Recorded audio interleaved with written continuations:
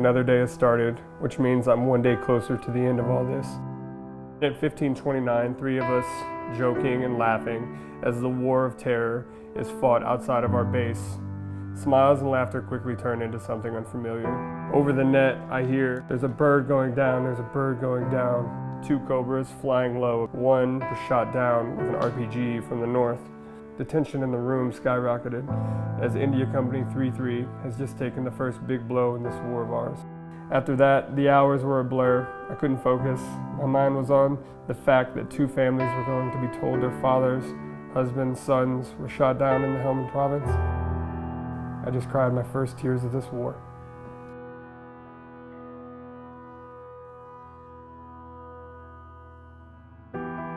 I think I went into the Marines to run away. Never met my dad, and my mom was a meth addict. And I deployed to Afghanistan in May 2010. We were doing a clearing operation west. We got about 12 miles into our engagement, and then all of a sudden, afterwards when we were walking back, I had a headset, a radio headset on my flak, and every step would go like this. Like that tapping reminded me of gunshots. After that, IEDs doubled. We got in way more firefights. I dropped a bomb on two kids, 9 and 12 years old. They were digging an IED. Insomnia kicked in. You can't sleep. I was very, very head on a swivel, hypervigilant, always, and quick to confront. And these awful memories will come. So some would come from Afghanistan. A majority of them were from my childhood. New wounds rub against old wounds, and really you think it's something present day, but it's something when you were 4 years old. I remember asking my doc, like, "Hey, is it normal for me to want to kill myself? I'm gonna go seek help. It's time." Gerard called me, and he's like, "How are you?" And I told him truthfully. I said, "I'm the worst I've ever been in my life. I'm about to get divorced. Everything's shit." You know, and it was. After I talked to Gerard, I was in a psychologist's office 4 days later, and I was in a therapist's office 3 days after that. So a week later, I had full support from Headstrong. I was diagnosed with anxiety disorder, PTSD, anger issues, I mean, name it, probably I was diagnosed.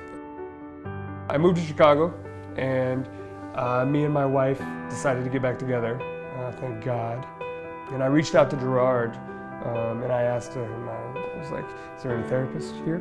I got an email, "Hey, I have a therapist, she's in Evanston." I started doing EMDR. You are recreating REM while you're awake, and then the therapist walks you back. I just went through another memory where I was beat with a belt by my mom's boyfriend, and it was leather stud, and he just all over my face and everything. And that made me feel like that I couldn't protect myself. When in all actuality, I ran and I kicked, and now I saw that. You know what I mean? Now I know that I did protect myself.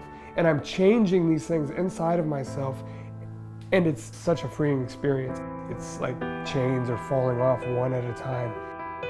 Headstrong will bend over backwards to help.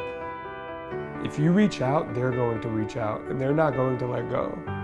I have probably a little more trauma than the average person. So it's going to take a while longer, but I can work through this until I'm better with Headstrong. It's free for me.